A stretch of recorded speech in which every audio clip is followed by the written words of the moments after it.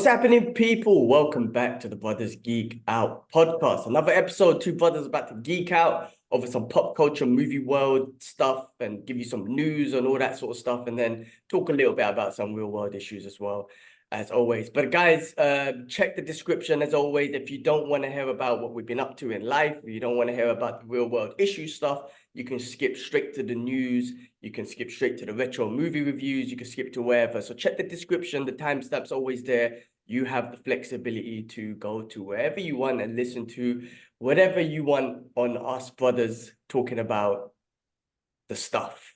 But on that note, man, it's been a good week. It's been a good week. There's some good geek out stuff we're gonna be talking about. I can't wait to get into it. Shit, I can't wait. But Kibbs, how you doing, bro? How's everything on your side? Yeah, good, man. Positive. As well as other stuff going on, like, woke up with a bit of appreciation, gratitude this morning.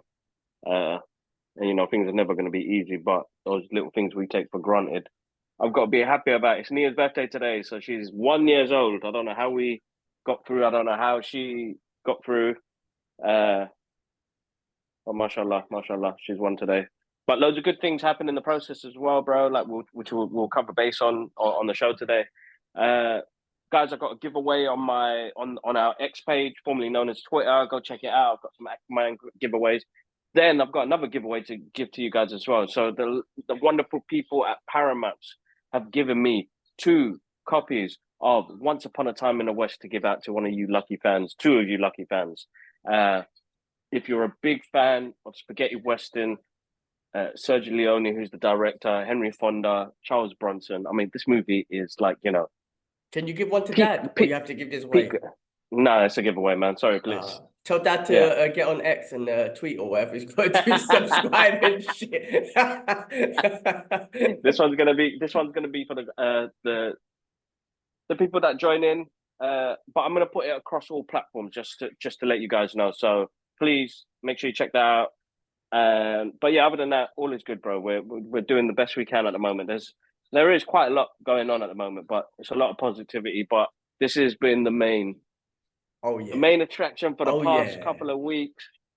Oh yeah, we got lots to talk about with that, bro. I'm excited, super excited. It's just crazy how good it's got. But anyway, let's continue, bro. Yeah, guys, if you want to hear our thoughts about that, check the description. It'll be in there. But we're going to talk about us first, man. I've been good. Mrs. has been out for since last week. I got back into full-time training, which basically means going back to the MMA gym or whatnot. It's been a couple of weeks since I've been there. Body is busted, but I feel great.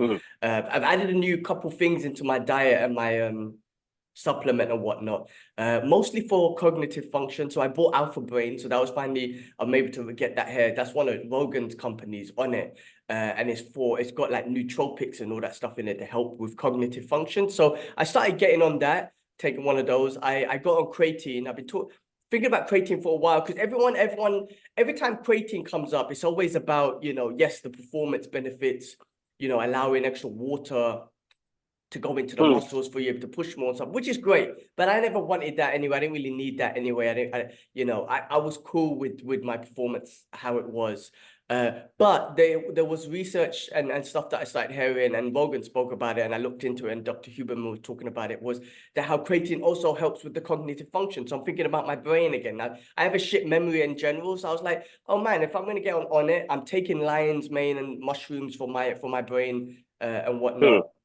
Let me get on creatine as well, if that helps with cognitive function and the brain and gives all the nootropics and all that stuff. So I got on that too. And obviously the other side of creatine as well will help my performance. Now, I can't say that I felt already. I mean, wrestling and MMA and jiu-jitsu is always going to be hard. But yeah, man, I'm happy, man. Today, I'm not training today. I took a rest day, clean diet today. So it's hard. Today's mission is to get through the day without eating shit. Considering I'm not training and today I'm taking a rest day, but I got to eat clean. But yeah, no, it's all been good, It's all been good. Now that I'm alone out here, just trying to, like, I don't know, do stuff like by myself, like go cinema and stuff. It's different, man. Like when I was young and single and lived in Singapore and Hong Kong, there's a different mentality. I'm not the most outgoing guy, but when I was alone, I do what I want. I go wherever I want. I try and meet people and stuff like that. Now that I'm married, like the mentality is different. Like one, I want to just sit at home, get my own time or whatnot. Two, I miss my wife, of course. I do miss that companionship because I go with her everywhere. We go cinema, we go restaurants and stuff. It's kind of lonely eating dinner alone in a restaurant. Yeah, yeah. But three, I mean, I'm like, yeah, you know what? Like I could go watch the movies that I want to watch in cinema. She doesn't always want to go cinema to watch movies. I could go to burger joints, which I love, and she's not, big on the burger and the beef joints and whatnot. So, I'm gonna do a couple of these things, but it is quiet in this place, I tell you that. But just getting through the day, man. Just getting through the week. It's bloody hot out here now, man. This week it's gonna start hitting the 40s. So God aircon's damn. on all day. Back is sweating considering the aircon's on. It's hot. But yeah, summer's starting here, man. So it's very uncomfortable hot weather out here, man. This is where most people leave Dubai around maybe at the end of this month, end of June, really, and then come back that September. But we'll be back in the UK in June, so I'm looking forward to that. I can't wait to come home. And Okay. yeah, man, other than that, I'm all good, bro. All good. Live and kicking. It's good, man. It's good. Yeah, weather's kind of got nice. We had a couple of shit days, but yeah, it got better, man. So yeah, man. You know what? The sleep just hit me, man. I'm shattered suddenly. But we move on. I got to pick up the girls later on, Yeah. and you got what? She away for 2 more weeks, right? She's away till the end of the month, so really 3 more weeks. Oh, Yeah. right. Okay, and then you guys So head down here, right? then 2 weeks later, we head down to the UK. So I'm looking forward to Nice. that. Can't wait to see Cool. Nia. Can't wait to see Isla. I missed them so much. I'm making a pact that I'm coming back every 3 to 4 months. Like that was the whole plan with Dubai. Make sure Yeah. we're closer. Compared to Singapore. So I want to come back as often as possible. And in the last year, we haven't done that. And Yeah. now it's going to be a 6 month break until January to June till I see you guys and whatnot. And I'm like, no, this is not meant to be. Not like that. Yeah. Yeah, not Not like like that, this. man. Not like Not like this. this. Not like this. Not like this. This. So, Not so like I, this. I was like, nah, man. I've got to make more of an effort. We found cheaper flights. I'm not flying BA no more after the last couple experience. I've been flying with them for like 8 years, ever since I left the country, and it's just the way some of their shit. Just the way that some of their service has been. It's been basic. So we're gonna try Royal Brunei Air, which is £200 Okay. cheaper. But let's just see how the service is, and then if they're good, we'll just fly with them, man. And I just want to listen, man. With Nia, with Alawa and Idris, I missed them growing up. You know what I mean? But I don't want to do the same with Isla and Nia, and I feel like that's happening. So I'm like, nah, man. Like every 3 months, I've got to make an effort to try and come back. At least, even if it's just for a week, that's enough, just to be there. Mm. But yeah, man, that's it. That is it. That's all that's been going on, really. Listen, man, Um, they miss you too, Uncle Man. So but I know what it's like, man. It's not easy because you want to be close to people. Plus, we've been thinking about things, bro, man. Like I'm looking for work and just trying to figure out where we go next. Like applying for jobs over there, like what will happen, how it will be like. I'm completely getting out of here because UK is a shit right now. You know mm, what I mean? I tell this to people all the time, like, because they're like, how long would you live in Dubai for? I'm like, Dubai is a much better place to live in for living standards compared to UK. Like, much better. Even though I'll talk shit about Dubai and certain things annoy me about Dubai, I've still got a fucking hole in my ceiling. And typical Dubai fashion, nobody's doing shit about it. Landlord ain't doing shit. Developers ain't doing, because their service is so shit. But yes, there's these things. But Alhamdulillah, like I got a roof over my head anyway, but Dubai is a much better place to live in than the UK, just living standards and whatnot. If you lot came here, that'd be Mm, amazing. Obviously, we'll be here, so we'll be able to support your first couple months and whatnot. It will be mm. easier because we're here, so you can take your time and stuff. I would love that to bits. Both of us would love that to bits, man. I mean, Alhamdulillah, it's nice that my wife loves, our family, like being with us. Sometimes maybe some wives might not, or husbands might not like their in-law families. I love the fact that my wife loves chilling with our No, family that's and all our amazing. kids. So it's the best. So she would love it for you guys to be here. So yeah, man, let's let the only thing you could do is at least is apply. No, exactly. Oh man, Yeah. her food just exploded in the microwave. God damn it. Lows. God damn it. Oh man, nasty ass. Baby food. Uh, Tastes like baby food. No, what was that? What am I thinking of? I'm thinking of RoboCop when he used to eat RoboCop's food. It was like, Robocop, tastes like yeah, baby food. yeah. Yeah. I'm gonna have to clean that out now. God. All right, have that snack. I'll be back. Go on, yum yum, and let your food cool down, and I'll warm it up. But All yeah, let's right. see what happens, bro. Let's see what the future holds. You know, there's much to be done. Much to be done. I've got a roofer coming around later on. We got fucking squirrels up in the loft making bare noise, bro. Oh, damn. Fucking of all things, bro. My gutter's got grass in it. Like, how is my gutter growing grass? Anyway, the way the world works, right? But we just have to take it day by day and kind of move forward and try and have the little wins. I was reminded the other day of the little wins. You know, we don't celebrate little wins as much. And you said that a couple of years ago, a year ago, I think. And I was like, we got some major wins. To me, it'd be a major win. To other people, it could be a little win. But you know, I think people forget that just to getting through the day is a fucking win. Like, trust me, yes. Yesterday was probably one of the hardest days I had. I knew I was going to have 2 days off, and I'll have a 4-day weekend. Trying to finish up work and people not doing the right things, and just that level of why am I stressing so much if other people don't care? If other people don't care, if I get what I need to get done, that's a win for me. You know what I mean? And that's why the way I should see it. I'm stressing about somebody else's job, somebody else's work, somebody else's responsibility. The thing is, now I've come to a point now where I was like, I'm just going to do all of it because I trust myself to get the job done. But I don't know what other people's visions are and how they are, and the hierarchy system, bro. It's people with power and greed that the name title means so much to them. Where you get a person like us, people like us, where that don't mean shit. When I die, when I go and God tells me what did you do while you was here? Yeah, I was a manager. Fuck you, mouth. Fuck. Sorry. Shit. Oh, whoa, damn. Well, we lost Kibbs. We lost Kibbs. Some technical error and whatnot. He must have got excited and pressed the off button. But what Kibble is saying, I mean, I 100% agree. I'm not into the hierarchy stuff. I always tell my team, yes, okay, in regards to if you look at my title and all that sort of stuff, it doesn't mean shit to me. I always tell my team, we're one team, we're one level. I don't give a shit. My job as a manager is to make sure you lot don't go through shit. You know what I mean? All the bullshit, all the politics or whatnot. My job is to avoid you guys going through that. And my job is to be accountable for you lot. So don't worry about that manager shit. Don't worry about I don't give a fuck about that. My job is to make sure you guys are cool. You have everything you need to do.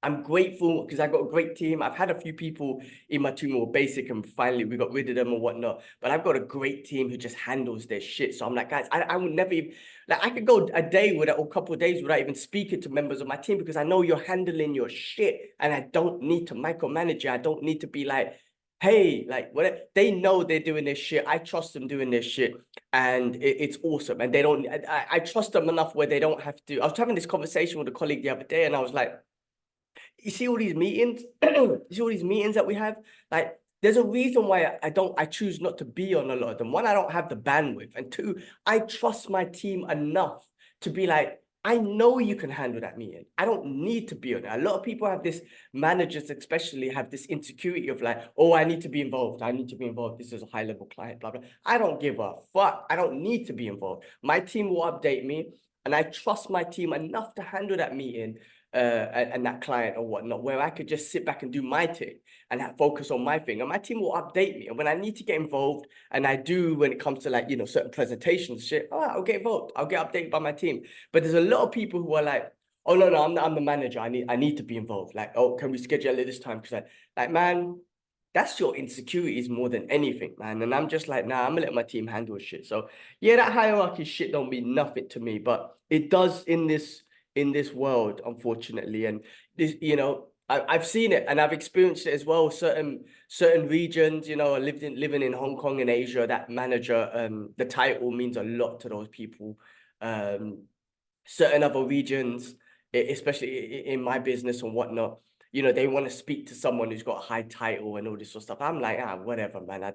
I don't give a shit. If you don't, you know, a lot of it can get annoying, and racism as well. Like, oh, I'd rather speak to a Caucasian person. That's how it is. That's how fucked up it is.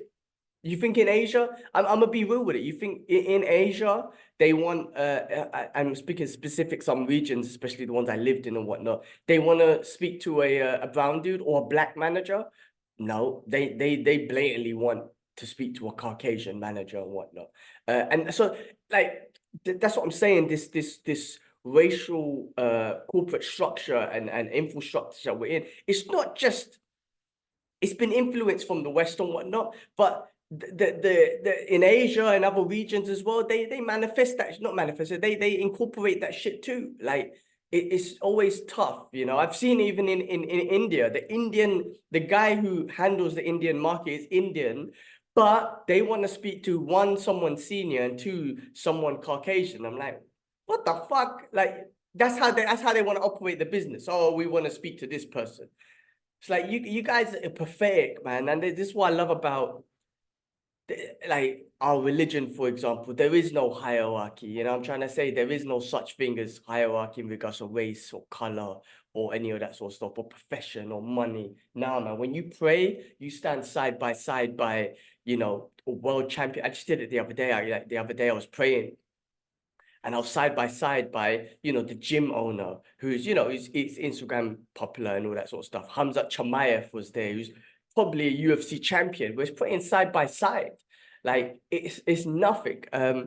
Anyway, I go into the business structure and whatnot because I'm here in Dubai and I'm not saying I'm going through the same thing, but I feel a little something, and I'm like, well, I'm just gonna do my thing. If you need me, I'm here, and if you don't want to speak to me, then I'm gonna do my thing. Like, forget about it. You know what I mean? So, anyway, that's my little rant.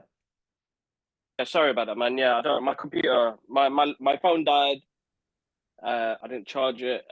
Yeah, sorry guys. Little technical difficulties there. But yeah, before it cut off, and I was talking about hierarchy charts and people not, you know, people care too much about something that's I'm not taking to the next world. You know what I mean? And people ask me, why do I, like somebody was saying, like I said yesterday, I had one of the toughest days, bro, trying to sort that out, go to the screening, you know, look after the kids at the same time. It is absolute. I don't think I've been this busy in my entire life before where I'm actually wanting to not get up in the morning and say, bro, shit, I'm dead. Like I'm tired. I'm running off like 2-3 hours a night now because if it's not Nia, it's Laura. I'm worrying about other things. But this morning when I did get up, because of Nia and her birthday and a bit of gratitude and a bit of blessings that I'm still here, you know. Allah has given me another day of breath to keep pushing forward. And I think that's where people need to see what this religion means to us. It's about the afterlife. Like things are going to happen here. It's going to be a balance of good and bad. But we're here. I'm privileged, man. I keep saying that. I keep reminding people. There's a reason why I wear that Palestinian flag, man. I am privileged. And people over there suffering at the moment. People have lost so much. And I cry about the minor little thing. My 600-pound shitty Dyson Hoover that died suddenly. And trying to deal with it is just long. My Nescafe machine, shit load of money wasted. Shit don't work. People don't know how to deal with it. And it's like, it is what it is. Yeah. I mean, listen, but we are privileged, and our issues are our issues, but you have to humble yourself. This is what I'm trying to say, man. And yeah, exactly. Humble. Yeah, this is why I think it's important. That's why it's important to know about and have a care about what's happening in the world. And we're going to get into real world issues, because it not like selfishly, like it humbles you, like it puts you into perspective to tell yourself, shut the fuck up, you little bitch, and wake up and do your day. Wake up and go gym and train and eat healthy and do your work and go through your struggles and deal with your shit. Like shut the fuck up and do it, because some people don't have the privilege of food or going gym, because these are privileged things.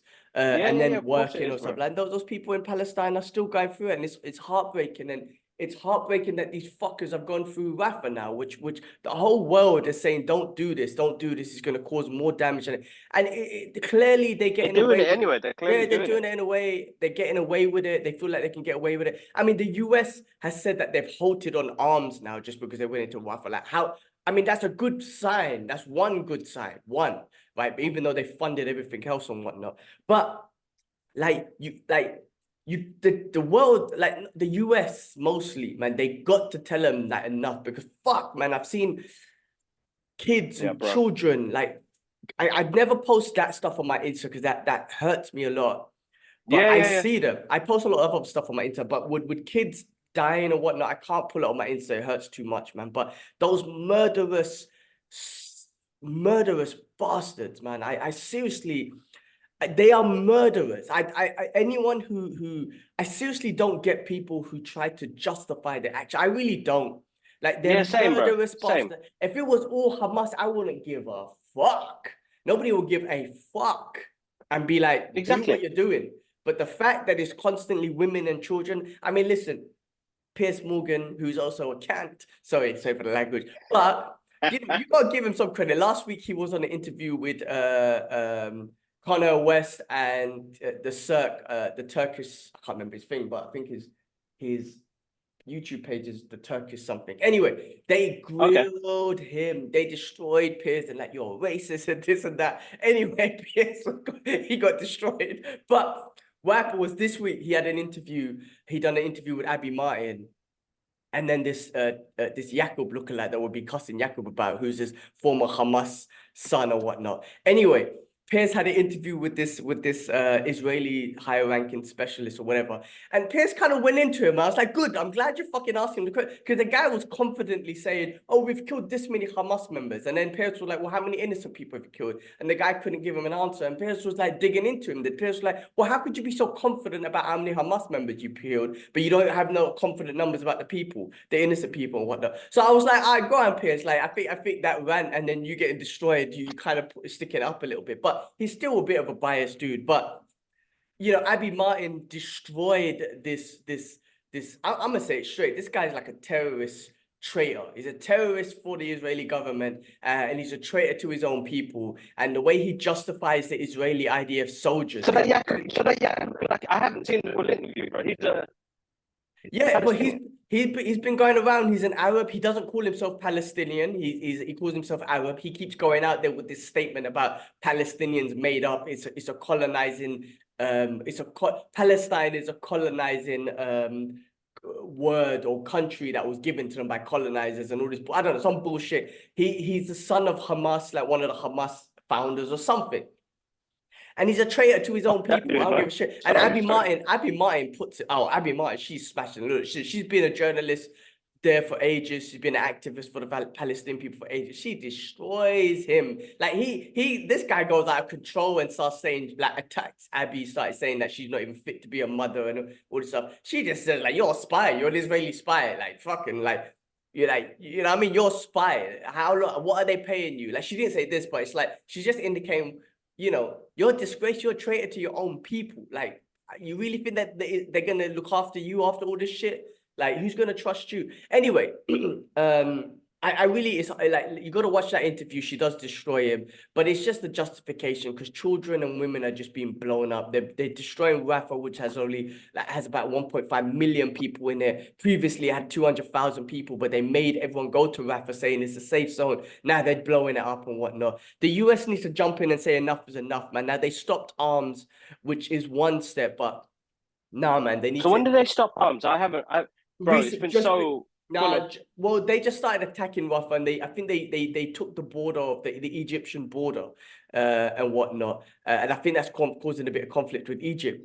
And then the US said they stopped some arms. They stopped a shipment that was supposed to go. So that's one shipment, but they need to do enough more, man. I mean, look, the South American world, the South African world have been sticking up for Palestine, putting these court cases on them. Ireland's always been on the side of Palestine. The whole world is with Palestine. Israel, bro, after this, regardless, you think, like, I know Israel's goal is that everyone will forget. boy, like some of these countries, man, Turkey has stopped trade arms with them. It's about time. Should have done it a long time. Loads of flights. The people are losing diplomatic ties with Israel. Like, you really think like after this, like people are gonna forget? Like, the people are not gonna forget, man. And I hope these world leaders, they don't forget and they don't put diplomatic ties against with Israel and whatnot, and put that country through. They don't deserve what they want, what they're doing, man. Whatever they're doing, they don't deserve it, man. They're stealing it. They're not peaceful people. I don't give a fuck, man. Hamas recently accepted a truce offer that was put together in Qatar with some mediators. I think the US was a part of the mediators, and Egypt and Qatar. Hamas accepted that ceasefire. Israel chose not to. Just continue for a second. I can't hear it. Like something's happening on my side. Sorry, guys.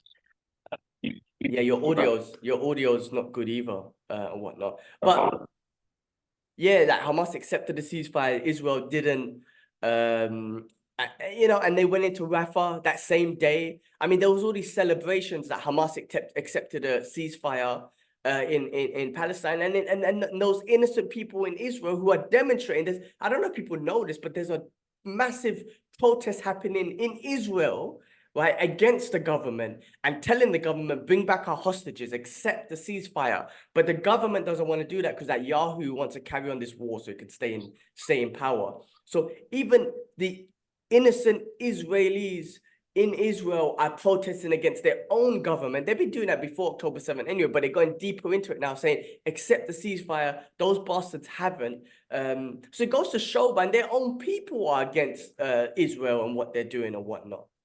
So it's disgusting. Yeah, and then it's horrible, bro, because they didn't want to get into this madness, bro. Have you seen some of their statements?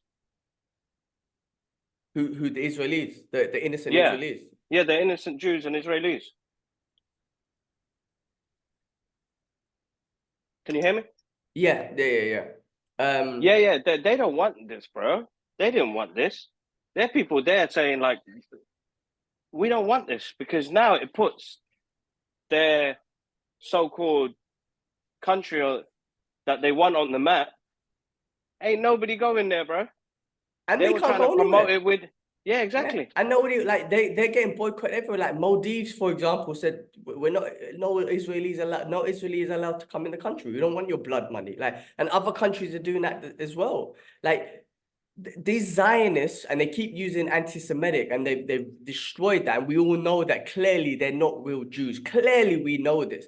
They are the most anti-Semitic people on the planet because they're destroying the Jewish faith and the Jewish religion and the innocent Jewish brothers and sisters. They are jeopardizing the Jewish brothers and sisters. This Zionist movement is the most anti-Semitic movement on the planet. Facts. No, 100%, 100%. I don't give a fuck what anyone say. Those Zionists are not Jews. They need to disassociate themselves with that. But they've connected that. And like Jewish brothers and sisters are constantly like, do not connect us to the Zionists. We are not Zionists. We've got nothing to do with them. And they keep connecting them. But yeah, the real Jews don't want it. But like I said, even people in Israel do not want this shit. They want their hostages back. They want to accept the ceasefire. And it fucks them up. Where are they going to go? What, just America and some Western countries? They can't travel around other countries freely anymore. Not that they'll be attacked, but nobody wants to keep diplomatic ties with them no more. So they've really fucked up their reputation anyway, man. Yeah, horrible, bro. That is like, but they didn't think that was going to be the outcome, you know? They did not think that was going to be the outcome. No, listen, because man. they thought that, oh, we've been, you know, they keep using the Holocaust as an example, like these and all that sort of stuff. They're trying to use all that emotional blackmail, and they thought that, oh, we're gonna get the whole world's support. They lost the whole world's support immediately with the shit that they did, and the shit that they're doing now. They lost it all completely. The whole world don't give a fuck about them. They care about the innocent people on both sides and whatnot, but the world don't give a fuck about the government of Israel. They've lost everything, and I hope the ICC does put an arrest warrant on those government leaders in Israel. I know the US is trying to block it, which is a shame, and that puts the US in, it makes the US look as bad, which, you know, clearly they're supporting this and whatnot. But, you know, again, shout outs to all the people who are protesting in the universities. I know a lot of people trying to make fucking jokes about it or say that you know what, the anti-war movement in the US from Vietnam, they done the same thing. The civil rights movement done the same thing. So don't try to say this is new. This has always been done, you know. And even the government, the anti-war movement, even the government tried to infiltrate that with Charles Manson and whatnot. Like it's in that book I read. And I know my memory, I can't bring it all back, but they infiltrated Charles Manson and then put him on fucking drugs and LSD and, you know, all that hippie movement and whatnot. That was all to infiltrate the anti-war movement. Like it's there. The government's done that, so they're doing it now, and the media corporations are doing it now with these protests, trying to say, oh, these guys are terrorists. I mean, it's crazy. They're calling their own country people terrorists and all this sort of stuff. It's clearly they've done this in the past. They've tried to infiltrate the anti-war movement, and just logic. People who call for peace and I don't want innocent people to die are called anti-Semitic, are called terrorists. But the people that actually want people to die and are bombing people, innocent women and children, they're supposed to be the good guys. They're the ones who are like, oh no, we support peace. Get the fuck out of here, man. That's not like, how dumb do you think people are, man? It's just dumb. It's just so fucking dumb. The people think that we're stupid, but shout out to them, man. This is not new, man. It's been doing it over and over. I just finished off Martin Luther King's book, and I was talking about that last time. Same thing, and he has a great quote in there that he says, you know, and it's just facts, that the oppressor will never give freedom.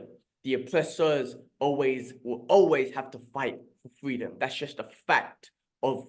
Yeah, exactly. That's the fact of humanity. Guys, if you get the chance and you want to learn a bit more, check out this book by Rashid Khalidi, The 100 Years on War on Palestine. I've just started it. I heard it on a recent podcast as well. It was a good read for me to brush up on my history as well. But listen, man, we'll always be on the fighting side, right? We are them. We are the ones that represent them. We are the people. You know what I mean? My prayers and du'as go out to the people, man. What's happening in Rafah at the moment is horrible. The problem is now, it's too late.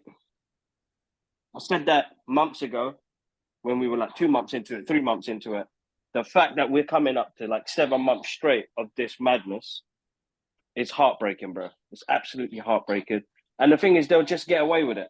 Bassem Youssef says it as well. They'll just get away with it. But the people know. And then you've got artists like Macklemore, bro. Hymns Hall, that track was playing all day yesterday. It's not released yet. But when he does release it on streaming, all the money will go to Anwar, which is the charity fund.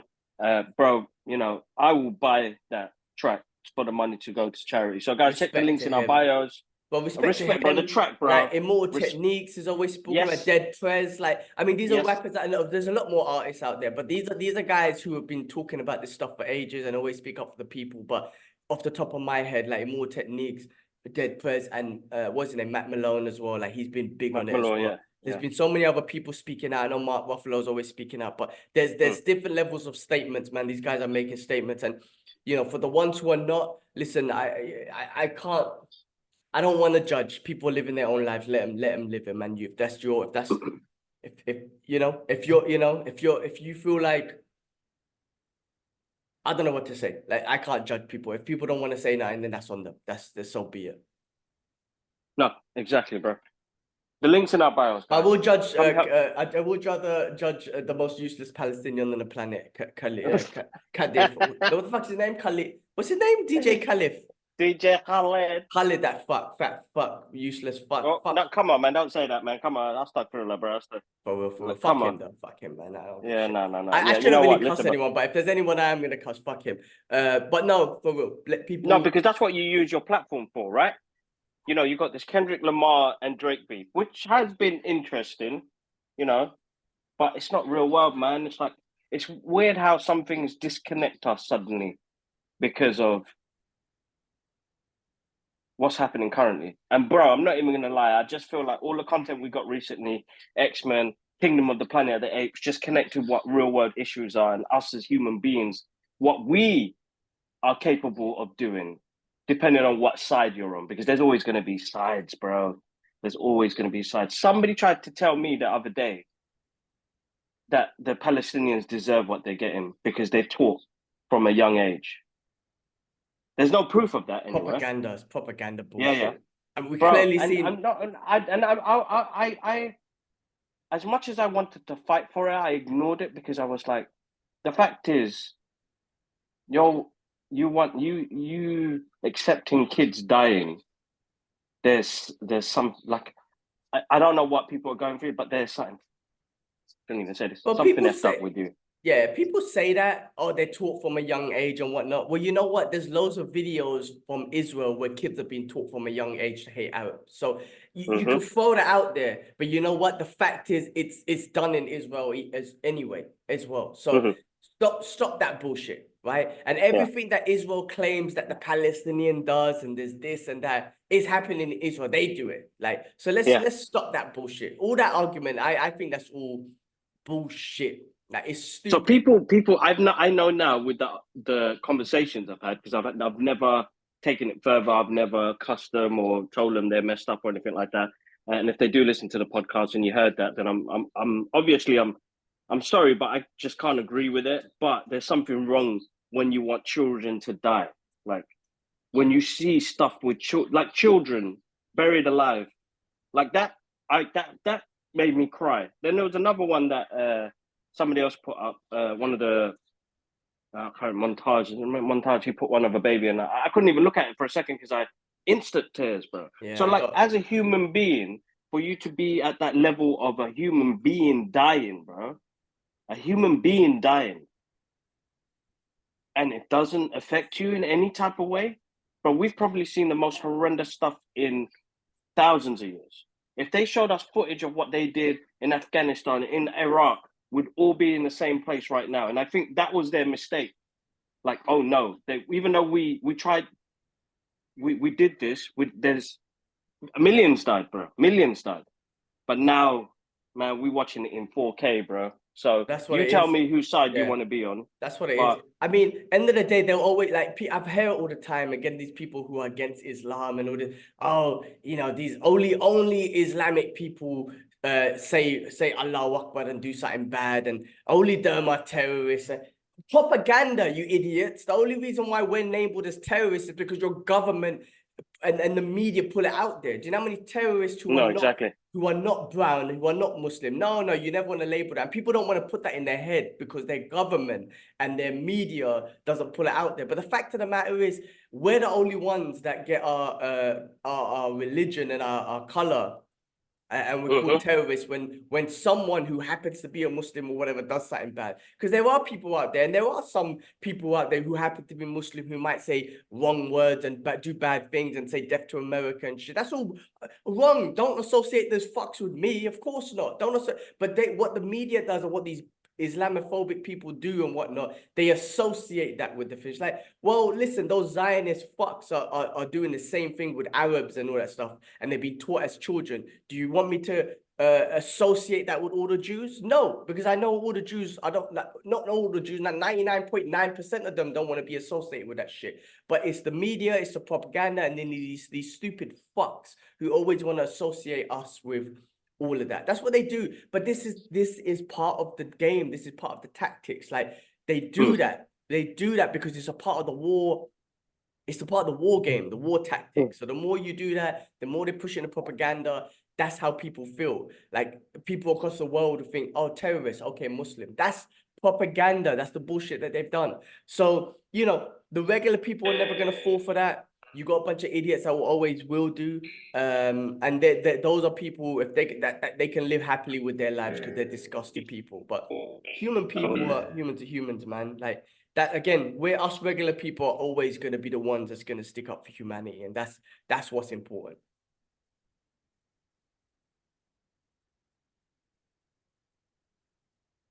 I get so passionate about this shit, man. It's just heartbreaking. It's heartbreaking to that this shit is happening. It's just heartbreaking to see there is no it's just heartbreaking, you know, because we're from a society where we think we're the good guys, and we're clearly not. We're clearly not. We're the bad guys. When I say we're, I'm talking about the societies we grew up in, and that's the heartbreaking thing. But anyway, guys, that'll always be like that. That will always that's they think you know. I was asking that question the other day, thinking things have changed. We got all different time. It's not, bro. We got another couple. I think we got another generation to go through. My kids will have to go through this, but I have to help guide them to be humble in themselves and understand what they believe in, and that there are a lot of people that are not going to be like that, because they are 100% stuck in this world, in the way things are. You know what I mean? And they haven't got time to go through it. Anyway, let's keep going, bro. Keep going. All right, We can guys. only push forward. Yeah, guys. As always, like I say, free Palestine. We'll constantly keep talking about it. Donate, and just don't forget about the people, man. People first. Power to the people always. All right, guys. Well, let's look. Let's move on. Let's get into some of the geeky news and whatnot. Let's talk about the best thing ever that's on TV right now, and that's X-Men 97.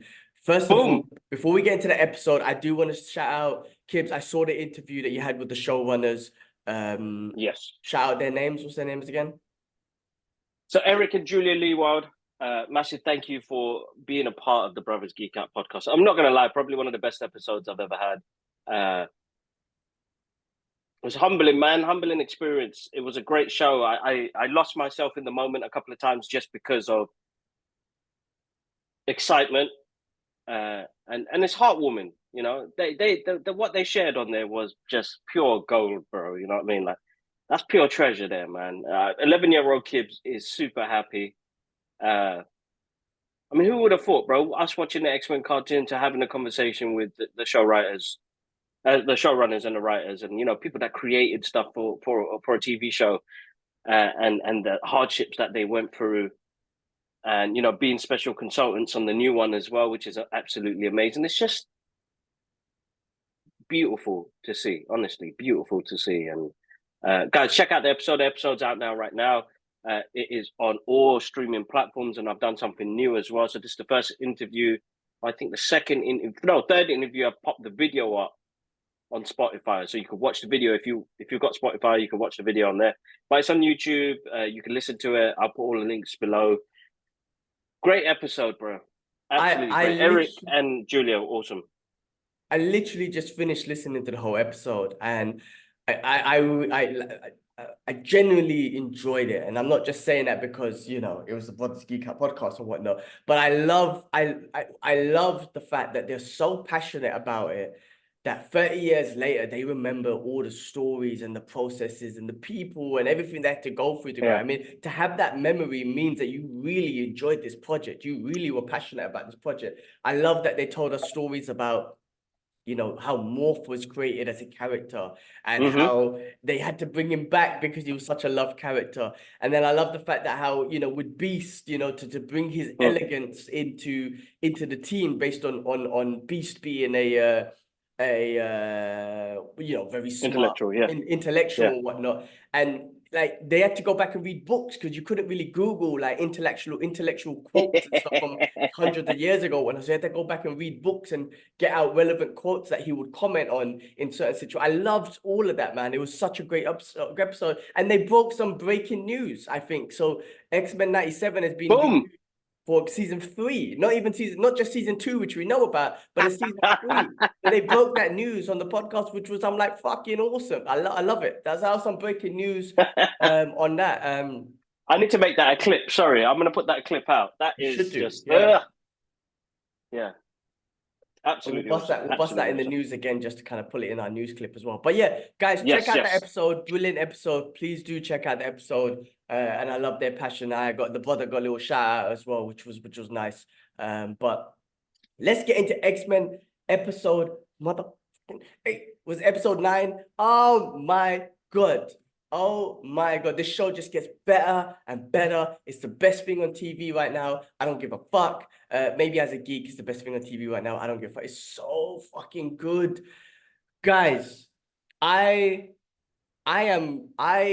I record myself like I'm watching a UFC event. That's how good. Like when I watch a UFC, the emotions that go through me is like, oh my God, these two guys are fighting, highest level.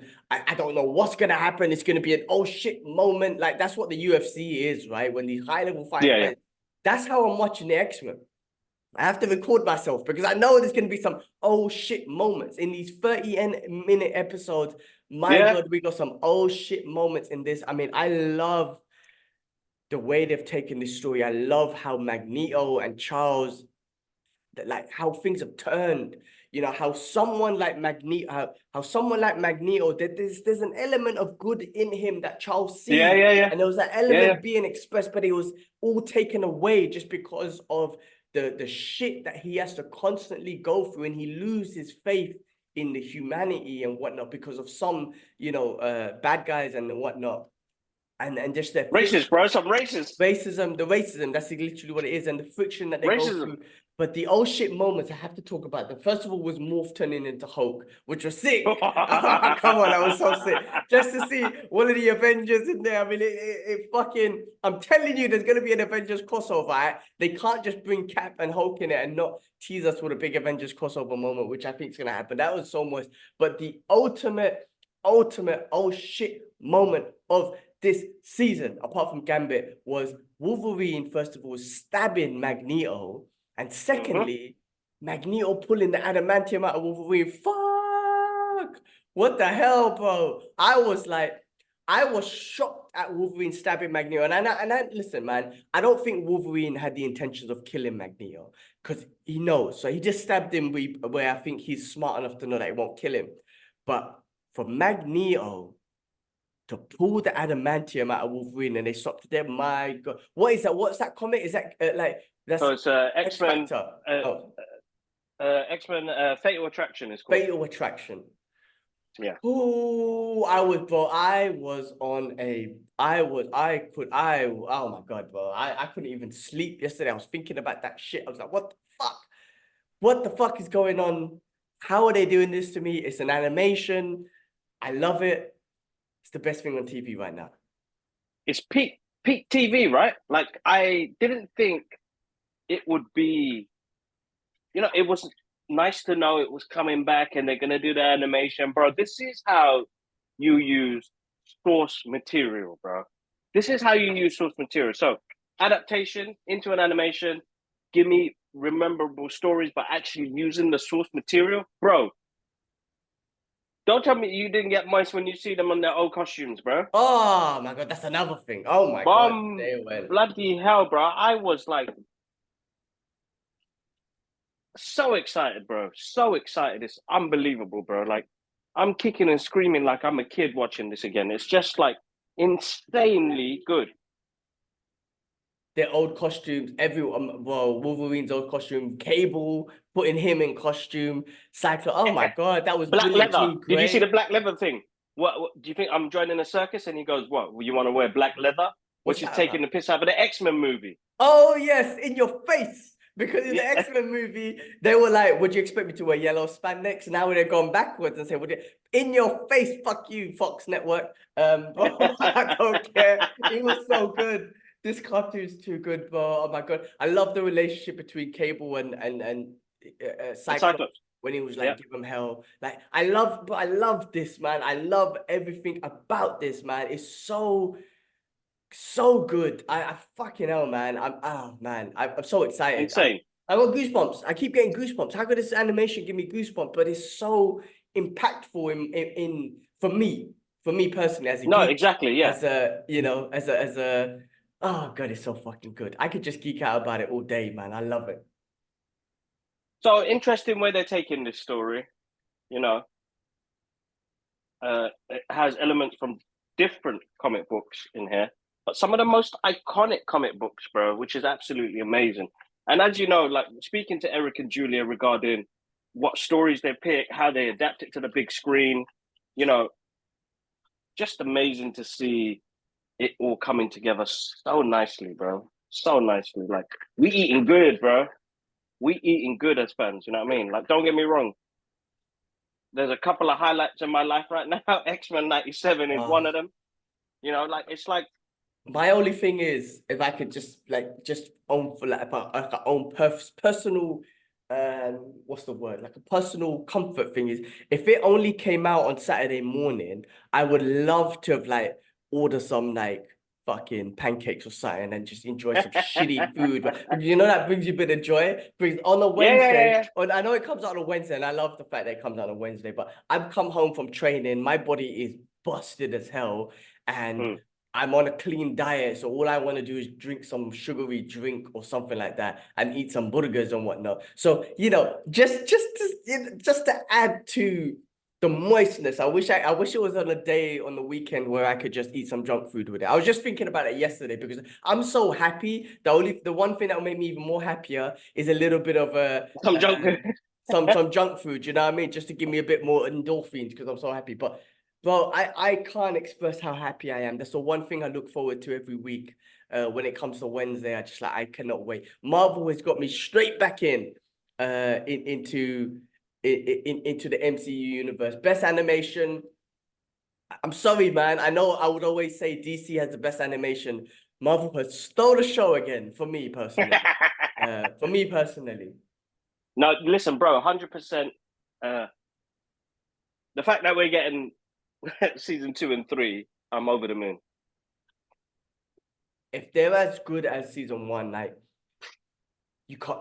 Oh my god, I just can't wait. I can't wait, man. No, exactly. All right. Anything else to say on that? Because I feel like we could spend another hour talking about it. If we don't Yeah, move on, no. we'll be Let's stuck go. on Let's it. Guys, move. check out my reaction. I've recorded my reaction. I will be put up on the socials and whatnot. So do check that out. You'll see me geeking out and stuff about it. The other thing I finished watching just to kind of skim through is Shogun. On brilliant show, amazing. It is like the Japanese version of like Game of Thrones or whatnot. For me, it did take a couple of episodes for me to get into it. Still a bit of confusion on who's who and whatnot. But once you get into it, I mean, apart from the visuals and the beautiful cultural aspect to it that they bring in and try to bring it, keep it as true to the Japanese culture and clothing and all that stuff as possible. The story is amazing. It is an amazing story. It just took me personally some time to get into it because I'm trying to understand who's who and who's what and whatnot. So check out Shogun. That was awesome. I finished watching Fallout, which was a video game adaptation that came out on Amazon Prime, which was also very good. I've never played the game, so I have no idea about what the game's about at all. But the show, and especially that last episode, puts it all together. And it is the show was brilliant. So I don't know if anyone out there who's played the game can give me any bit of background on, is it I'm hearing it's a great adaptation. So I was wondering, does the story fit and all that sort of stuff? But do check that out. That's a nice watch. I watched Boy Kills World in cinema. I wanted to watch that. Bro, that was brilliant. That was like a brilliant, like a video game. Talk about video games. That was like a video game on the big screen. It was so cool. I think what's his name, man? The main dude, what's his name Bill again? Skarsgård. Awesome. Yeah, I think they done that well. The fact that he couldn't talk, I think that it's just a great action. Like the way he was narrating, the action. You know what's amazing? I was watching it. I was like, you know what? Like considering the evolution of action, and we spoke about John Woo not too long ago. And you got Equilibrium, you got John Wick, and you got Extraction.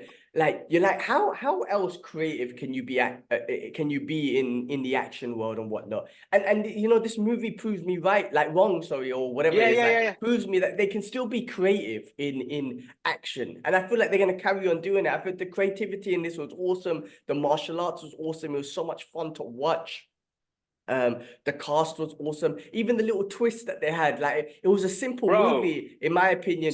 Good. Yeah, like I think they're like a simple movie to give you a montage of action, choreography and art in an action form, but just to kind of implement that story and implement that twist, you're like, oh, that's really fucking cool. Like I didn't expect that happening. Like that was fucking awesome. So, and the love between a son, a brother, brother's love and a sister's love. I was like, yeah, that's all emotional and whatnot, man. And I thought, and even a father's love, because that my brother, the Indonesian brother, I forgot his name, but his perspective on it, it's like the story kind of not confuses you, but it conflates you on who's the good guy and who's the bad guy. Who's the good? Really, Yeah. he is the good guy, but he almost turned into the bad guy because of who Skarsgård's parents were and what they were doing and whatnot. And it was like, man, this was really good, but great action, bro. I mean, some of the shit. Well, I was busting up when he got the minigun and started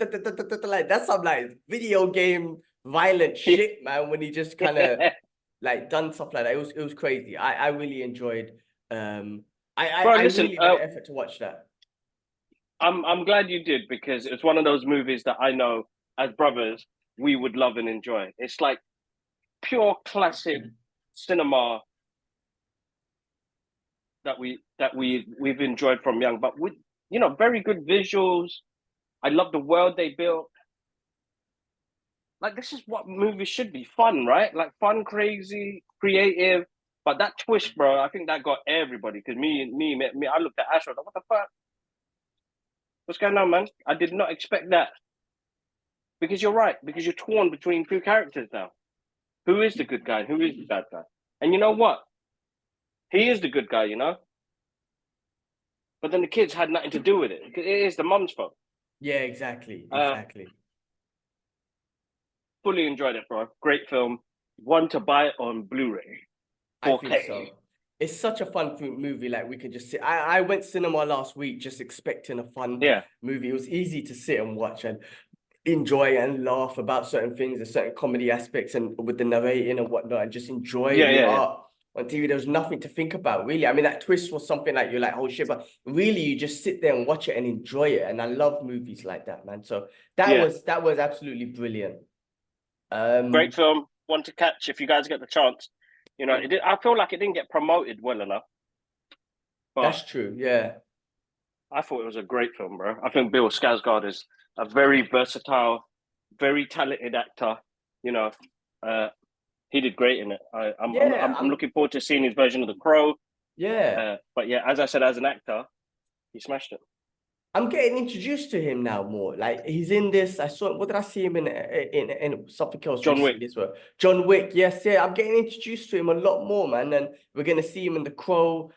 Yeah. I think. Yeah, it's becoming. He's on my radar. Pull it that way. I mean, should have been on my radar before, but he's definitely on my radar even more now. So great movie.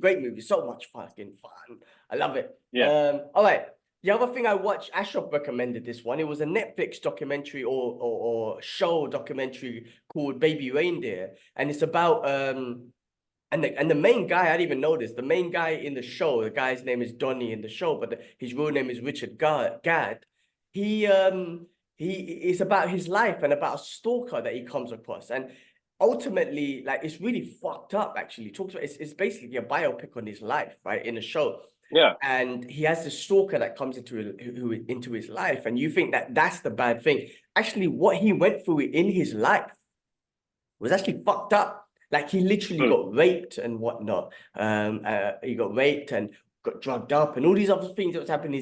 He's a comedian. He's someone that worked in a pub. He wanted to be a comedian. But just the shit that he went through his life, at the end, even with the stalker, he kind of wanted it. Like, the stalker was like really, and she's been committed of like being stalker like before and whatnot. But because of the shit that he's kind of gone through, he kind of encouraged it a bit. And in fact, at the end of it, I'm spoiling, I'm sorry, but he almost missed it. And he would listen back to her messages, the stalker's messages, because he got a whole bunch of messages. This woman, bro, I'm talking about 500 emails a day. Once you got his phone number, bare messages. He ended up such a bunch of messages. He was able to categorize them in different folders or whatnot. This is how much of a stalker she was. But it ended up, like I say, like, just because of the shit, I feel like because of the shit that he went through in his life, it almost encouraged him to like the attention that he was getting from this stalker, even though the stalker was crazy. It's deep, bro. Yeah. That's actually really good. I mean, it takes some really dark, twisted turns, which I had no idea it was going to take those turns. So Ashraf recommended. I thought it was a good watch. So Baby Reindeer on Netflix, do check it out. I will. I'll put that on that's on our list. We do want to watch it. Yeah, don't watch it around with the kids or anything. No, no, no, Um, definitely. okay, that was all I watched. I'm planning to go watch Planet of the Apes tomorrow because you recommended it. What was your thoughts on that? Because you watched it yesterday. Listen, I, I had a great time, man. Even though yesterday was a very hard day, and guys, I'm slowing down on the screenings, and Ati's been covering them all, most of them. The ones I need to be at, I'll be at. But yesterday I went because I did want to see the rest of it. Luckily, thanks to the guys at Disney and 20th Century Fox for inviting us to the sneak peek and the director and the cast. We got to meet Kevin Durant there, which was absolutely amazing, and got to see the first 30 minutes, which left me thinking, this is great, and I want to see it. So I went yesterday. Bro, listen, it's a great, great uh, addition to the franchise.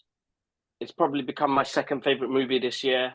I love the world that Wes Bell has created and continued the legacy of Caesar and the character that we fell in love with in the original trilogy. But he has a sense of respect because this movie is much more on a grand scale now. You're talking about centuries later and how the apes have developed and how the humans are involved. And it's it was really good, bro. I had a good time. It had character building, it had world building, it had a good heart to the story of it. And as human beings, and we already know, we fucked up. Mm. We I, fucked up. I I was like I was a little bit like Ash. I'm like, I don't know if I want to watch another Planet of the Apes movie. The last ones were great. Caesar was awesome. What I loved about the last Planet of the Apes movie is I loved Caesar. I was like, this guy's a fucking G. Like he was my guy. So I Mm. was like, do I want to watch a movie about it? About another Planet Ape? But the fact that you're saying what you're saying, that one, it pays tribute to Caesar's legacy. It's centuries later. It's not, it's connected still. I'm like, oh man, now I've got in, and the fact that you're saying it's like your second favorite movie of the year so far, I was like, damn, okay, well, I'm interested. So tomorrow I'm gonna make an effort to go to the cinema and watch it. I wasn't planning to be honest with you, but I'm glad you gave me that thought. So Now, listen, check it out. Again, guys, like everybody's going to have their different takes on how they see movies. I am a guy who likes to escape reality. I don't take no drugs. I don't drink. So, if you could take me away to another world for a couple of hours, then I am fully invested. And you invest me into it, then I'm there. awesome. I'm there. Anything else you've seen before we move on to news? Any other things you've seen that you wanna shout out? Nothing this week. That was it, bro. All right, That was cool. it. Awesome. All right. Well, guys, let's move on to the news. And first of all, I'm gonna say again, big news. There is going to be a season 3 for X-Men 97. Big news. Like so, yeah, yeah. The showrunners pull it out there. Breaking news. Fucking awesome. Give me 100 seasons. I'm watching them all. So first of all, I want to say that again. Marvel. So Bob and Feige and them not been talking, have been strategizing with Marvel. So apparently now they're only looking to release about 2 to 3 movies and shows a year now. So I think that's a Good, good good, idea. good, good, I good idea. know I will still sit here and say I'll take 50 of them, but the fact is it didn't work, right? Where they threw out so much content in the last couple 2 years, and a lot of them were garbage and they lost so much. Let's see, there was such a the biggest hype ever. He had the biggest movie of all time, one of them anyway, the second biggest, I guess, with Endgame. So much hype, so much amazing storytelling and character building and love for these characters and everything. And I'm not saying it came crashing down, but you gave us so much garbage, which I loved watching anyway. It just was like, guys, where are we going? Are we continuously going down with a little up, and then your stock market's going down, down, down? Like, no, let's keep it up. So look, I think that's a great idea. X-Men 97, perfect. Deadpool and Wolverine, I'm hyped. I hope it's perfect, and I think it will be. I agree. Let's keep it minimal. Don't rush shit. And maybe that's what Yeah. it is. You've been rushing shit. That's why CGI has been looking shit. That's why stories not being as captivating, character building has not been as great. A lot of characters that's come out, I don't give a shit about. So make me love the characters again. So let's go back to that. So I agree with that. So 2 to 3, expect 2 to 3 movies and shows a year from Marvel, which is great. 100%, man. 100%. I think it's the best way moving forward. Listen, man, we love the content, yeah? We're always going to watch it. But I think we only had like a handful of things. Look, none of the movies that came out was impressive. Nothing that which will last between what they did between phase 1 and 3. You know what I mean? Like I'm still putting out. No, go on.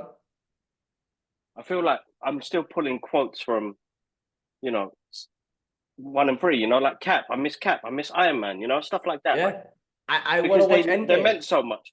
Yeah. I want to watch Endgame. I can't believe Endgame was 5 years ago. Can you believe that? Can you? Oh, insane, right? It's crazy. So I want to watch Endgames again. I've been talking about it for ages, and I do want to watch it again. So, yeah, and I agree. It's just amazing how quick things happen and how it's done. And yeah, no, listen, let them take their time. They don't. There's no need for a rush. You've got a fan base. They had a fan base. A lot of them are split between it now. So like, why would you ruin that? Exactly. Hey, they made some mistakes. Like this is the part of life. Listen, and man, business is business. You make mistakes, you learn from them, I hope, and you're moving forward. And I feel like that's the way it's supposed to go. You're supposed to make mistakes and you're supposed to learn from them, and let's see, let's just hope that they just improve from them moving forward. No, exactly. In the words of Javed Ahmed, shout outs to you on the podcast, bro. Even though we've got beef going on. Mm-hmm. I was going to say the wrong one. I was going to say the wrong quote, but business is business, cuz. Always going to be lived. That quote's always going to be reminiscent of Javed and that scenario, which we cannot talk about on the podcast. But all right, I've been trying to practice my this brother's name, so hopefully I get it right. But Giancarlo Esposito has been casted in an upcoming Marvel movie. You know who I'm talking about, yeah? Yeah, bro. Listen, is it official?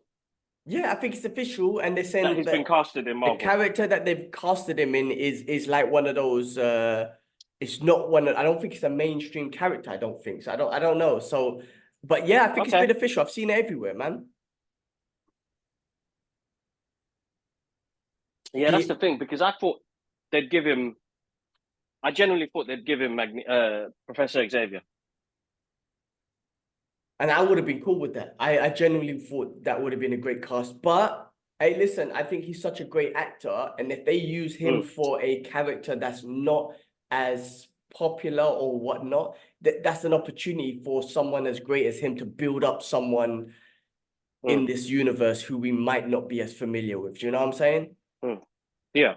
So we'll wait and see. We'll wait and see. But I'm glad he's in the MCU. Other characters, apparently MCU or Marvel want The Rock to play Apocalypse. So that's an interesting. Sorry, please. No. Casting choice. What's your thoughts? No? No, man. Leave it alone. Rock. Listen, man, I love you, dude. But I don't want him to play Apocalypse. Sorry, please. Well, we'll see what happens with that, because I got some stuff to talk about him and Black Adam in a bit. But actually, let's move on to some of the DC news. Apparently, according to The Wrap, Henry Cavill fired his manager, Danny Garcia, after the Black Adam issue, since she and Dwayne "The Rock" Johnson used him as like a Trojan horse to try and take over the DC movie division. So, I think there was this whole thing with Black Adam and The Rock, and people were just throwing this out there. I don't know, but The Rock using his popularity, which he is so popular, but using his popularity, thinking that he was bigger than the DC universe, in the sense that he could bring it back. But Henry Cavill felt like he was used, because that whole Superman hype and getting him back at Black Adam, they thought they can use it and get everyone back into the DC universe. But they I feel like they didn't respect the DC universe as much as they should have. and they thought that they were bigger than it because Black Adam was, there was so much put into it. And unfortunately, I mean, I still enjoyed it, but unfortunately, it didn't do well and it didn't get the hype that they wanted to get. And Cavil felt like he was used because he went for a lot of shit, man. He came back as Superman. Immediately, they let him go. It was all fucked up for him, I would say. Yeah. You know, like just like It's lose situation, bro. yeah, man. If they put him in a fucked up situation, man, unfortunately. So I don't know.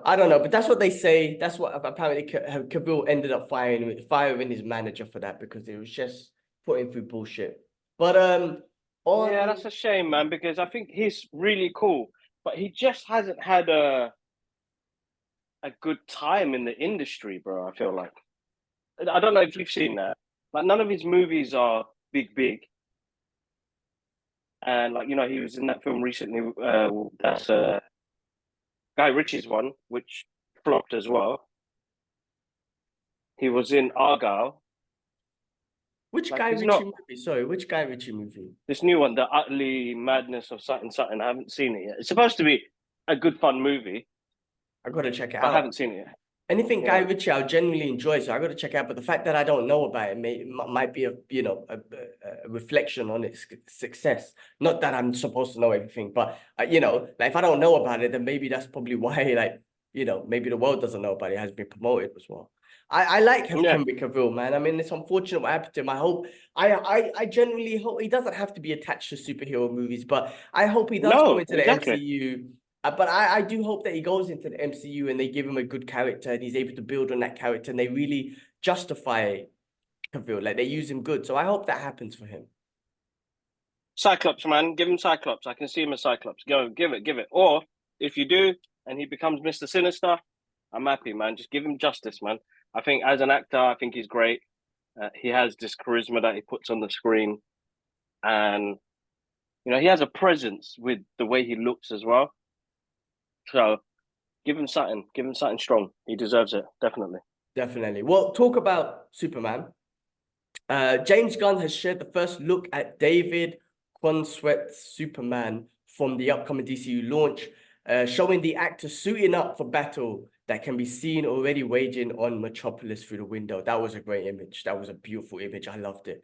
I loved everything about it. It just looked so good. And to see Superman suiting up, because you never see Superman suiting up, there was something about that, man. Something about suiting up to save the world rather than just twisting, which is nice always as well. But I liked it. I don't know, and that picture, there was loads of memes going about with, we made one with Hadouken and there was one with Godzilla. You suspect it could be Brainiac. He looks good. It looks good to me. I know the internet's fucking crying as they usually do, and they're comparing it to Henry Cavill. I keep seeing the shit. Oh, I can't believe the downgrade. I'm like, what downgrade? I fucking still see red and blue. I see a Superman in front of me. What downgrade? What the hell's wrong with you people? But anyway, look good to me, bro. I look good to me. I got excited. No, listen, it looks great, bro. Listen, remember, this is just like an image that a production set that he's just put out there. You know what I mean? But I feel like it humanizes the character as well. It gives him what's the word? That humanity. The guy just got back from a battle. He's probably changing his boots, his shoes, stepped in some poo-poo or something. It's just the down-to-earth first image. Bring the hype. Listen, man, marketing is a great thing. Negativity, bring that hate, brothers. Bring that hate because all it does is bring more hype to it. So I think people need to remember that the way social media works is that it's a negative place. You could go on like it's positive. It's not. Because as people and human beings, and this is the proof and it shows it in there, we are split. We are torn between two. We're always on a side. Marvel, DC, Star Wars, Planet of the Apes, whatever. You know what I mean? We're still bounded by these constructions of whose side are we on. At the end of the day, man, it's good and evil, man. That's all they do. All those stories show you what good and evil is. If it's going to teach you anything, is what good and evil is. So it's like, listen, man, it's a great image. I'm hyped. I'm excited. I'm looking forward to seeing what James Gunn does with this universe, bro, that he's creating. That's amazing responsibility, bro. Let me try and do that, bro. I wouldn't even know where to start, bros. My reading is so sporadic when it comes to comic book knowledge. Yes, I know a little bit of stuff, but the vast amount that he knows about the writers, the creators, the books himself. Look how much respect he shows to the creators of these comic books and the characters. You know what I mean? What he did with the Suicide Squad, what he did with Guardians of the Galaxy. He's good at that, bro. He loves it. He's the geek, bro. Do you know how much he must be geeking out right now? I'd be the same guy, bro. So listen, bro, 100% bear hype. Great image, exciting times. David Corenswet looks good as well. On the suit, he's got the new 52 look. It looks like we've got the trunks back again. He's got a longer cape. He's the chest is massive, so it's visible. Like with the Snyder one, it got a bit small, but this is like out there. It's in your face. Truth, justice, all that stuff, bro. But yeah, I'm excited. Definitely. I loved it. Yeah, I'm excited too, and I do like the fact of the humanizing of putting on his boots. It's like, soldier putting on his boots to go into war. I need to put my clothes on to go to fucking work or something. It's a nice thing. You know what I mean? Yeah, I exactly. like that. Yeah, exactly. I like that perspective. I like that perspective. Hey, looking forward to that. Can't wait. 2025 cannot come any sooner. But I know. we have to wait and see. All right, other movie news. Just to quickly finish off before we go into retro movie reviews. Jodie Corner and Hugh Jackman are teaming up for a new dark version of Robin Hood. So Robin Hood, heard about that. Yeah, steal from that the should be poor, interesting. steal from the rich, give to the poor. A dark version. Maybe he's gonna stab a couple motherfuckers, but we'll see. We'll see what happens with that. The Robin Hood's one of those stories where you're constantly going to make different adaptations and movies. And the Kevin Costner one was also a very epic one. Dave Chappelle was in a comedy one. There's so many versions with the Disney one with the Fox and all that sort of stuff. There's so many epic versions of Robin Hood. I think it's a great story that can always be related. That can be retold again and again. Yeah, and it's in so many ways. based on a real dude and stuff, right? So yeah, pretty awesome. So it's pretty awesome. Okay. The last thing is Poppa's House. Poppa's House is a new CBS show with Damon Wayans and Damon Wayans Jr. So listen, Damon Wayans, comedy genius, fucking hilarious with his stand-up comedy and his movies from back in the days, and then the show that he done, Me, Wife and Kids. I mean, coming back with a comedy show with his son. I mean, fucking comedy genius. So I think that'll be a great something. If you're a Damon Wayans fan, I mean, I'm just thinking about Major Payne and Blank Man, and just he's such a funny dude, and he had some great comedy sketches from back in the days and stand-up comedy. It's always great for him to come back on the show and give us more of that. No, exactly, man. Great show, great guy. I love his comedy, bro. I love his guy, and I love all the stuff that he did. Major Payne, and they're classic part of our childhoods that we'll always enjoy and love. You know what I mean? Enjoy and love. Definitely. All right, well, that's all the news I had. Did you have anything else that I might miss? Anything you heard? No, I think that's it. I think that's it. Okay, cool. All right, guys. Well, let's move on to the final segment of the show, retro movie reviews. And this week we're going to talk about Teenage Mutant Ninja Turtles 2, Secret of the Ooze. I saw that you were watching it with your kids, with the girls, and I was like, let's do that for the retro reviews. 1991. We watched part 1 the other week. We done a review on that one. This is part 2, which was as awesome as the first one, in my opinion. I think the character building, the costume design, and there was a lot more expression from the characters from this movie, and the martial arts I think was evolved a lot more in this movie. And Mikey was killing me in this movie. There's so many hilarious moments that brought back memories where I remember as a kid that I would just bust up laughing. They made pizza look tastier in this movie. That beginning scene when everyone's eating pizza, I'm like, I would love a cheese pizza right now. All of that sort of stuff. Splinter was awesome. Shredder was awesome coming back. And I really, again, it wasn't a hard watch. It was so awesome. It was making me laugh. Mikey was making me laugh so much in this movie, bro. It was just stuff like where, Like just for example, when they were making the monsters that it wasn't Yeah, Bebop yeah, and yeah. Rocksteady, Rocksteady and Bebop. whatever. Oh Like no, when they, somebody else. Yeah, that's right. yeah, it wasn't them. There were two other names. I can't remember what it was, but there was just it's so silly, but it made me laugh. Like they were smelling the serum that they're making, and everyone's like, and then Mikey had a pizza. He smells it like, and he dropped the pizza in there. And I'm just busting up laughing. I just remember as a kid, I'm like laughing about that. You know, there's another scene. These scenes, I don't know why they just bring back memories where they go in. It's the final battle where where Shredder's told them to come and meet. And I think Donnie is like, it's a bit quiet here, and Mikey's like, yeah, it's a bit too quiet. And then someone goes, oh, there's Raph over there, and Donnie and Mikey's like, yeah, it's a bit too Raph. And these little lines, it really showed the characteristics of Mikey. And I don't know, that's why I was like, that's why he was probably a lot of people's favorite character, because he was just so funny. And this is Yeah, why he's light-hearted, isn't it? He's not it so brought me, heavy-hearted. He's yeah, that's why it brought me back to Ronin. And if they're gonna make this Ronin movie, and I know it's not connected to this, but I'm like, man, if Mikey's the guy who's going through this shit in Ronin, I would love to see how they change it, because he's the guy who's just so much fun, and he's a guy you copied his words and all that sort of stuff. It just got me more interested in that, man. This movie was so awesome, man. I really enjoyed it from beginning to end. bro, it's pure cheese at its best, right? But it's rewatchable cheese where the one-liners are great. As you said, the costumes look better, and the martial arts, the tangible feeling that this movie has will always be that it feels like they're there, and it's the rewatchability of it. Because there are stuff that we get now, it's hard to watch, man. It is very hard to watch again. You watch it the first time and say that's fine, but when do you watch it again? You know what I mean? The only one that I did watch again was the Mutant Mayhem, which I absolutely love. So you've given us growth in the characters. Splinter's deep; he has his moments as well. But then you've continued a story that still made me feel like a kid, bro. Even watching it again, still made me feel like I was part of those Turtle brothers and the bond that they had, and the fun and the fun that they had together. There were some moments where they just proper lose, and it's like, how did how did this even happen? When he first gets caught, and I can't remember the kid's name, the other martial artist. Yeah. What's his Mm. name? I got him here. Hold on. Not Neo.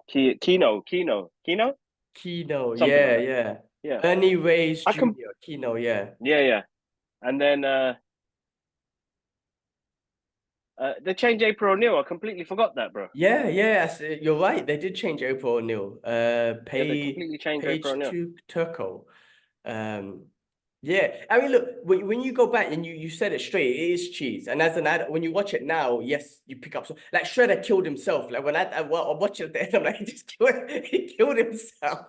I'm like, they didn't do shit to him. But he took the ooze and he ended up killing himself by just knocking everything down. I was like, this is hilarious. But as a kid, it didn't really like, I don't really care, right? I don't really care. Yeah. Even when Kino escapes when they capture Wrath, it's like, how the hell did you escape? Nobody tried to stop you. Like, there's so many things, of course, you could pick up. Listen, but there's so many cool things when Vanilla Ice is doing the tune, but that's fucking awesome. The tune is awesome. And when the turtle, I don't care. Listen, man, even as a grown ass man, I thought it was pretty cool when they were doing the breakdancing and beating up the foot soldiers. Yeah. I'm like, this is fucking cool, man. So as a kid, I could just remember my memories of like, oh, that's so cool, man. They're doing breakdancing and kicking everyone's ass. They're so cool. They're so lovable. No one freaks out. The thing that makes me laugh is no one freaks out when they see the turtles, but when they see Splinter, everyone faints and freaks out. I'm like, it's a big ass turtle, but when you see the big ass rat, you want to freak out and faint and whatnot. But bro, what I loved about that movie is they did make the turtles cool and lovable. Do you know what I'm trying to say? Like, Yeah. so as a kid, like I said, I wanted to copy the words that they're doing. I wanted to copy the stuff that they're doing. I found them funny. Even Donnie, when the beginning scene when he finds that push thing, he's like, yeah. Like you're just like. I love that. I love I that. just remember Yeah. as a kid copying him. That's what I'm trying to say. That's what I think they did. Like they reached their target audience, and which were kids, and they presented these characters in a way where like, yeah, kids. Not only are kids are gonna love them, kids are gonna want to be them. Kids are gonna want to be a turtle. You know what I mean? Insanely good, bro. Insanely good. I had good fun with it. I'm gonna try and see if I can catch number 3 very soon. which a lot of people didn't enjoy or like, but I think the fantasy side of it is going to be interesting because that's the one where they travel back in time to old samurai times. And listen, man, I had a great time watching it. Even Nia was like clapping away. Alara found it very interesting, thinking she didn't watch the first one because I think the first one's a lot more darker It than is, this one. This yes, one was a bit yes. more, child friendly. I think. I think the first one is really dark, bro. Yeah. So this is a nice change. She enjoyed it, and she wants to learn how to kick like that. She goes, "Oh, Daddy, you kick like that." And I was like, "Yeah, I'll teach you." And Nia was just clapping away. I think she found the turtles interesting to see. But this thing is massive, man. What is this? I don't even know if this is a cartoon or real life. But she was like, "Yeah!" Like every time they were fighting, yeah. And I was like, you know what? I think she's gonna be a good fighter, man. Definitely.